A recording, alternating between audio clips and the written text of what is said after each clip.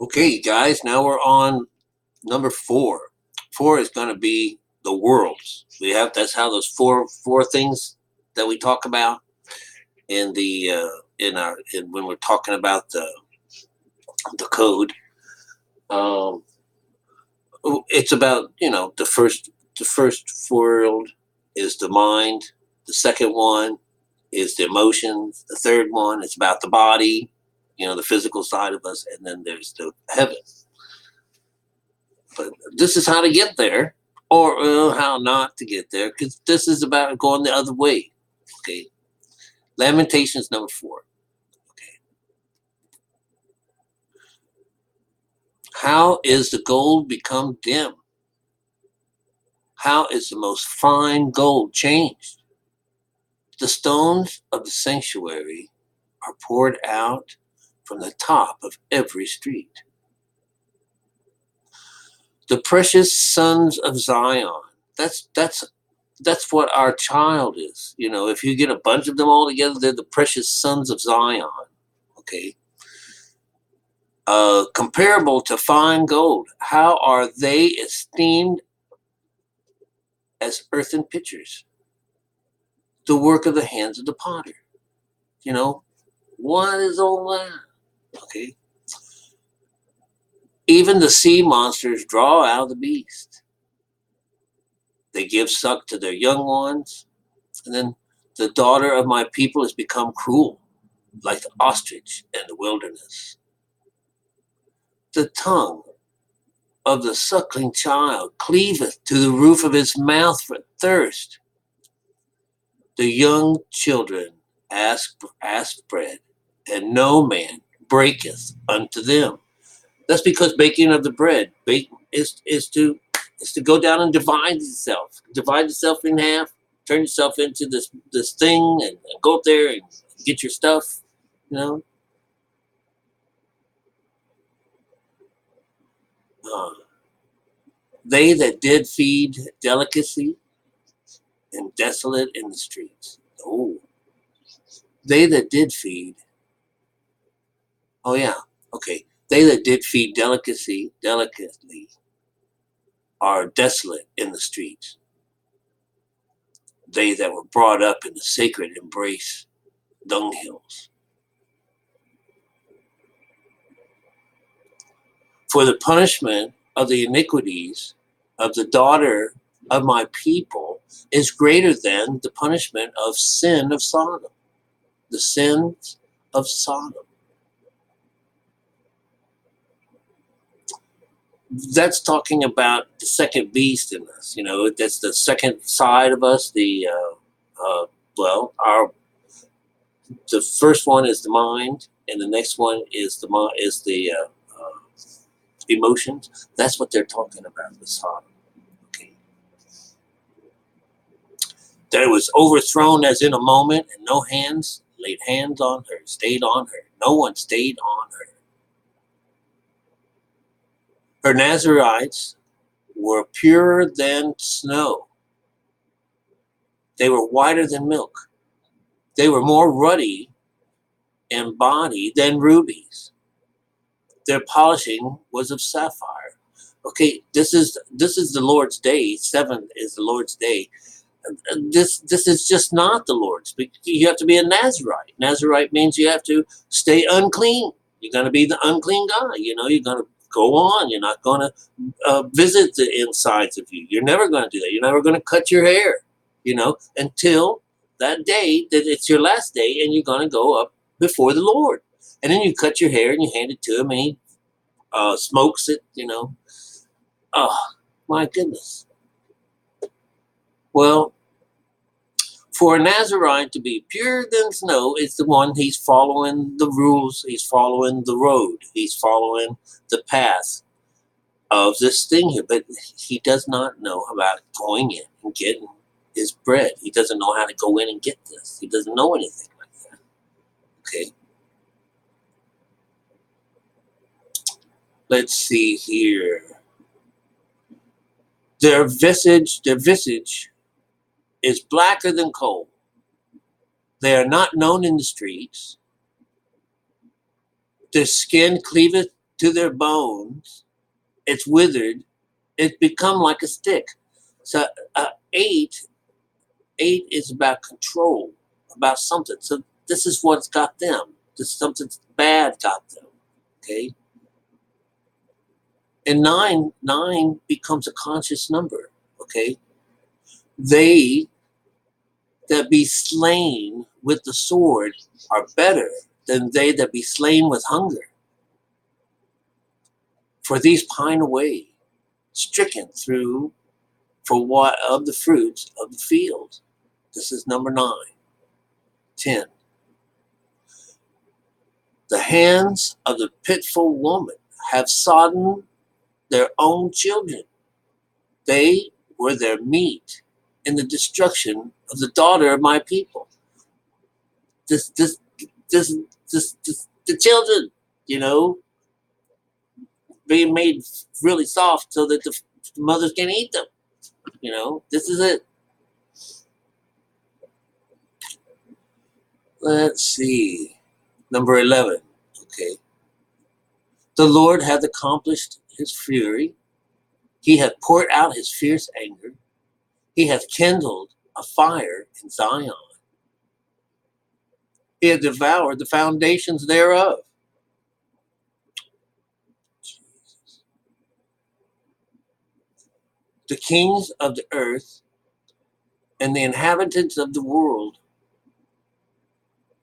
would not have believed that the adversary and the enemy should have entered into gates of Jerusalem. All right, let's read this one again.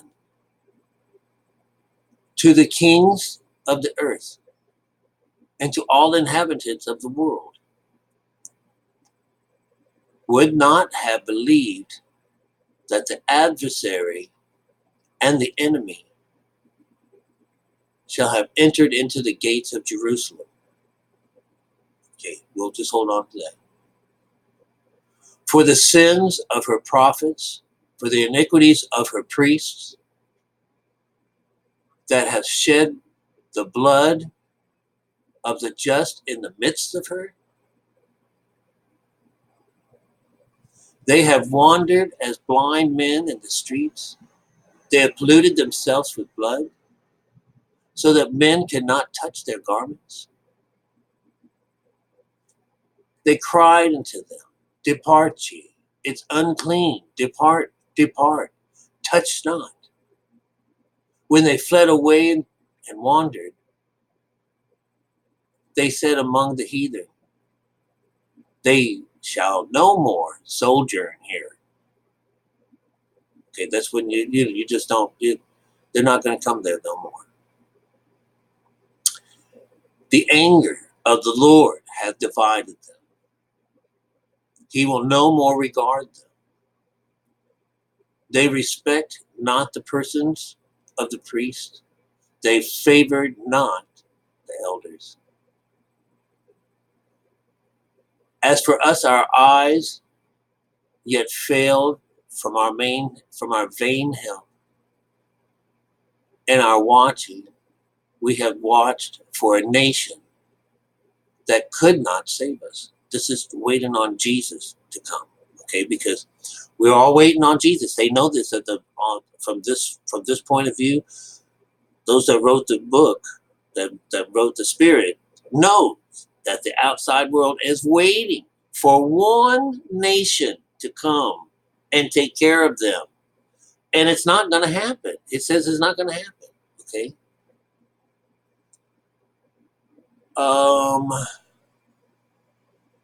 They hunt our steps.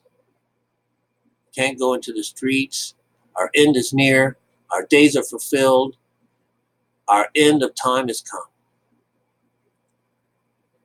Our persecutors are swifter than the eagles of heaven. Okay? And the eagles of heaven come and get you when you go in down. When you're going down, so eagle of heaven comes get you and your soul and brings you up here to this. Well, it's all in the story. As for eyes, that our eyes as yet failed for our vain help. In our watching, we have watched for a nation that could not save us, that hunt our steps, that we cannot go into our streets. Our end is near, our days are fulfilled, for our end is done, for our end is come. Our persecutors are swifter than the eagles of heaven, and they persecute us, and they pursued us upon the mountains. They laid wait for us in the wilderness. The breath of our nostrils, the anointed of the Lord,